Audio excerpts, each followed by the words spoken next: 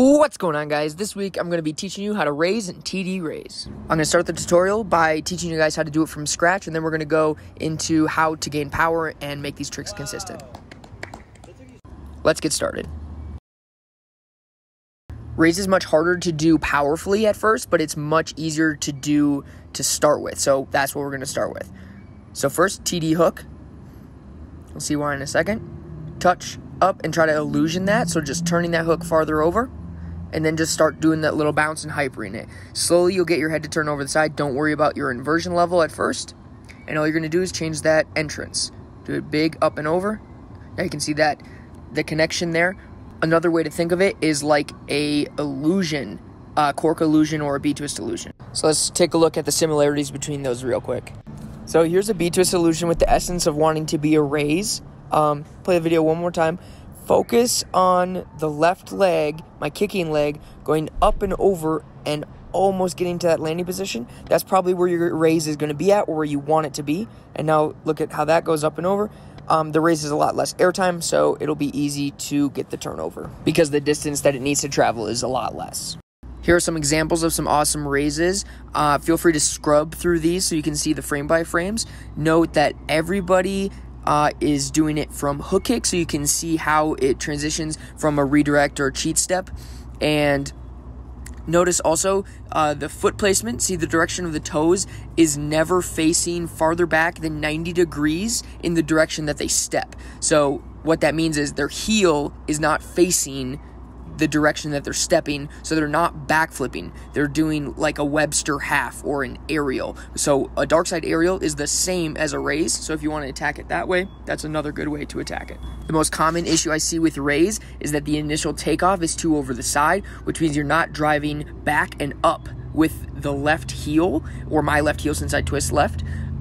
So that is what you need to do instead of driving your left leg over the side, thinking that you're sending it in the direction you're going. That's created by the twist in the raise, not the initial takeoff. But I'll go over more of that once we get to power. Yo, Chris. That is all the information that you need to learn how to raise, at least in the beginning. We'll go over more in depth once I start talking about how to do a raise for power or as a setup, and that comes after you learn the initial motion, and that comes from repetition. So now let's move on to the TD raise. So for TD raise, you're going to need to know at least a skeleton of a raise. At least that's how I teach it. It's much easier to learn it backwards from raise than it is to learn it as a base trick on its own, because it's very difficult to backtrack, and it's very dangerous to just kind of send this trick. So at least if you're trying to learn this trick very properly and like powerfully, it's very difficult unless you at least have a skeleton of a raise. So let's start. So now that we have some sort of skeleton of a raise, what we're going to do is we're going to do our raise and then touch our hand down. We're not going to touch our hand before our foot. We're going to touch it after our foot or at the exact same time. Once your raise is turned over, you should have enough fall time to touch towards the floor. You don't want to reach your hand early. You want to do it as much later than you think, and that's how the raise is done. Another thing to keep in mind is that your arms are the same length. So remember when we learned the raise, you touched your right hand and did a TD hook. And now, when you're doing your TD raise, since your arms are the same length, you could touch your right hand and then quickly turn over as your left hand comes around. But I suggest doing that after you do a couple raise taps. If that way's not working for you, here's an alternative way to learn it. Prereq for this version is just cartwheel. So you can do a two-footed cartwheel, jumping backwards, similar to a Valdez. Valdez would be a good one to know. You're going to eventually be doing the Valdez or like a macaco, and then you're going to eagle it. And you're going to be swinging, because you should be able to do that if you're doing the TD raise. Okay, now you're going to step over. You're going to make your heel face your DOM, and then you're going to do the Valdez from that position. So you're going to do your step, turn over, Valdez. Okay, so now once you learn that version, it's important to go back to the raise and then learn the raise and then learn TDR. It will be much easier after you do this, but that is not a proper TDR. A proper TDR must have the heel drive and that same tapping motion that the other version teaches. Now that you have raise and TD raise, let's raise for power. I don't care if you are going to swing, punch, or pop out of your raise. It doesn't matter. All the things that we're going to use power-based are going to help in this situation. So think about it. What helps any trick become powerful? It doesn't necessarily have to be for a raise, like for a G-switch or a cork or any swing move or any move that you can pop out of. What makes it powerful? That's going to be the ability to get the chest up and the ability to eagle, which will allow you to see the ground before you initiate your next takeoff. So now we know what we need. Let's talk about how to achieve that through a raise. What is needed to create an eagle at the end of your trick? The answer is height. So how do we get height in a raise? There are three main things that I would say that you need to focus on to get initial height. First thing would be don't over-cheat, or another way to say that is cheat properly. An exaggerated form of this would be on your cheat step going heel-toe on your raise, but the cheat step should not be farther than perfectly perpendicular to the line that would be created from going heel-toe in a perfect direction of motion step. I'm not sure how much sense that made, so real quick, let me show you an example. So if I'm going to do a raise, I'm taking my cheat step. This, if I'm stepping this way, stepping heel, toe, and then swinging is good. You do not want to step past this. This is okay, and it will happen if you lack flexibility or an understanding of how to front swing. But anything in between forward and perfectly perpendicular to that is okay. Anything past that, you're no longer doing a raise.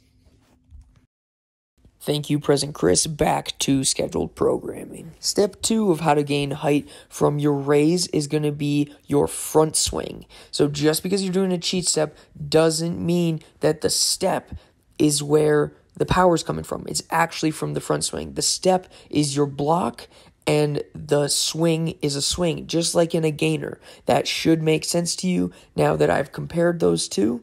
Let's talk about how to get good at the actual front swing so that you can get power from it. And I'm not going to do separate tips for TDR. The tips for raise and TDR to gain power are identical. So here we go. Practicing this right here, just standing front swing or skip front swing raise, because this way you can make your trick work by itself. It doesn't need the power of a previous trick, or it doesn't need anything like that. You can do it independent from the other tricks, which means that once you add another trick to it for power, then it has extra power to it. So then you can do another trick like double cork out of that to make it more powerful. And here is a scoot skip. Scoot, swing, skip. It replicates the aerial front swing or any other front swing that you might do. It gives you an idea. You have way more control over positioning and angle of your front swing leg, so play with that and understand how to create a direction of motion and a front swing.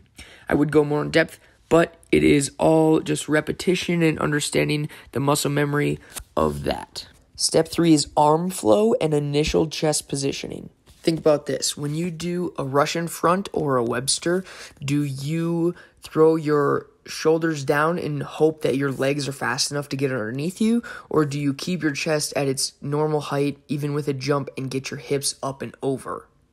Right? So the same thing applies when you're doing the raise. You want your chest to be about a 45-degree angle forward after your block, and then your hips are going to go up and over. You're not going to drop your chest, because if your chest is down and you do make it over, your chest is going to be at the same height. So then you're not going to be prepared for an eagle. You're not going to be able to get the block that you want. So you need to land at the end chest up, which means you need to take off chest up. Your hips just need to go up and over, and that happens from the flip, which we already talked about, which is through the front swing power. So getting that block and then using that leg to really swing up and over so that your chest never ends up dropping.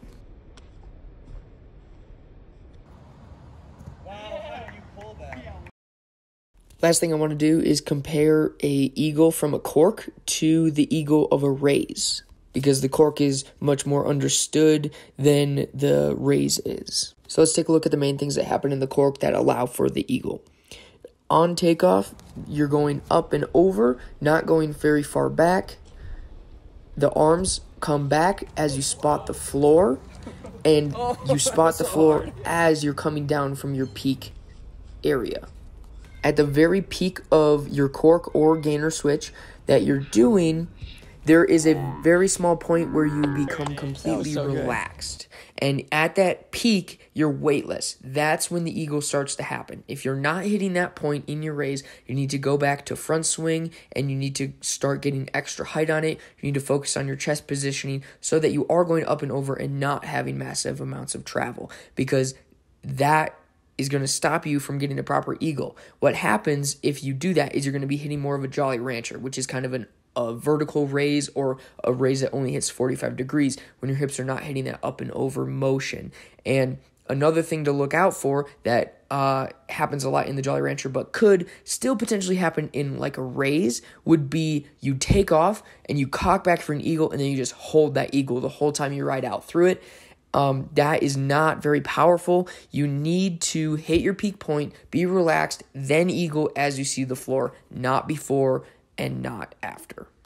Thanks for watching. I hope this helped. Good luck with all your raises and TD raises. Be sure to like, subscribe, and share this for more content. And go ahead and comment suggestions for next week's video. Somebody commented aerial semi that is going to come out soon.